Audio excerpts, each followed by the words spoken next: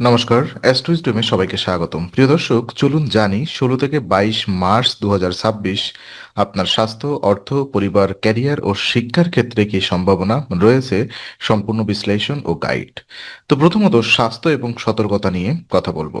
এই সপ্তাহে ধনুরাশির জাতকদের জন্য স্বাস্থ্য সচেতনতা অত্যন্ত গুরুত্বপূর্ণ। অতিরিক্ত মদ্যপান থেকে বিরত থাকা প্রয়োজন, কারণ এটি স্বাস্থ্যের উপরে নেতিবাচক প্রভাব ফেলে এবং ব্যয় বৃদ্ধি করতে পারে। দ্রুত গাড়ি চালানো এড়ানো জরুরি, কারণ এটি দুর্ঘটনার ঝুঁকি এবং আর্থিক ক্ষতির কারণ হতে পারে। স্বাস্থ্যকর অভ্যাস বজায় রাখতে সাপ্তাহিক পরিকল্পনা তৈরি করা ভালো, যেমন প্রতিদিন নিয়মিত হাঁটাহাঁটি, হালকা ব্যায়াম এবং পর্যাপ্ত জল পান করা। মানসিক চাপ কমাতে ধ্যান, যোগ এবং সৃজনশীল কার্যকলাপ সময় দেওয়া প্রয়োজন। এই সতর্কতা এবং নিয়মিত স্বাস্থ্য সচেতনতা আপনাকে সপ্তাহ জুড়ে শক্তিশালী এবং সতেজ রাখবে। আর ওদিকে অর্থ এবং আর্থিক সুবিধার ক্ষেত্রে দেখা যায় রাহুর তৃতীয় অবস্থানের কারণে এই সপ্তাহে ধনুরাশির জাতকদের জন্য নতুন আর্থিক সুযোগ সৃষ্টি হবে। এটি আপনার অর্থনৈতিক পরিস্থিতি শক্তিশালী করবে এবং পূর্বের তুলনায় আর্থিক স্থিতিশীলতা নিশ্চিত করবে। লাভজনক বিনিয়োগ এবং সম্পদ বৃদ্ধির সম্ভাবনা রয়েছে, তবে এই সুযোগ কাজে লাগানোর জন্য ধৈর্য এবং পরিকল্পিত পদক্ষেপ অপরিহার্য। বিনিয়োগের ক্ষেত্রে অযথা ঝুঁকি নেওয়া উচিত নয়। আর্থিক ব্যবস্থাপনা, বাজেট এবং নথি নিরীক্ষণের মাধ্যমে এই সপ্তাহে আর্থিক লাভ অর্জন সম্ভব। সঠিক সিদ্ধান্ত এবং সাবধানী ব্যবহারের মাধ্যমে আপনি অর্থ এবং সম্পদের নিরাপত্তা নিশ্চিত করতে পারবেন।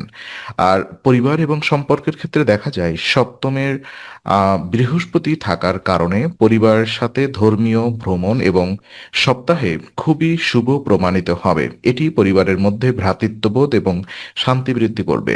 বাবা মা আপনার আচরণ এবং পরিকল্পনা নিয়ে সন্তুষ্ট হবেন, যা আপনাকে মানসিকভাবে শক্তিশালী করবে। আহ, পরিবার এবং আত্মীয় স্বজনের সঙ্গে সুসম্পর্ক বজায় রাখার সুযোগ এই সময় সহজলভ্য, তবে সতর্কতা অবলম্বন করুন। বিশেষ করে দূরবর্তী আত্মীয় থেকে কোনো দুঃখজনক খবর আসতে পারে, তাই মানসিক প্রস্তুতি নেওয়া জরুরি। সম্পর্কের ক্ষেত্রে খোলামেলা কথোপকথন এবং বোঝাপড়া বজায় রাখলে পারিবারিক শান্তি এবং সহযোগিতা দৃঢ় হবে।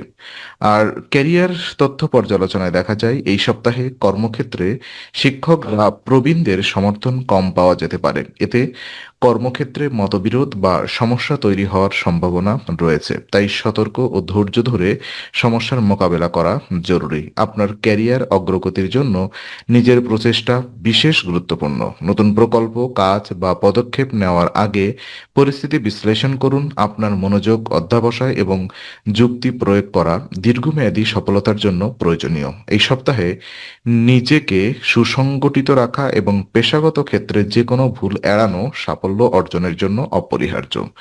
আর শিক্ষা এবং উপায় যদি আমরা দেখি, শিক্ষার্থীদের জন্য এই সময়টি প্রতিযোগিতামূলক পরীক্ষার প্রস্তুতির তে শুভ। অধ্যবসায় এবং মনোযোগে সফলতার চাবিকাঠি। প্রতিটি পড়াশোনা সঠিকভাবে সম্পন্ন করা এবং লক্ষ্য অনুযায়ী পরিকল্পিতভাবে কাজ করা গুরুত্বপূর্ণ।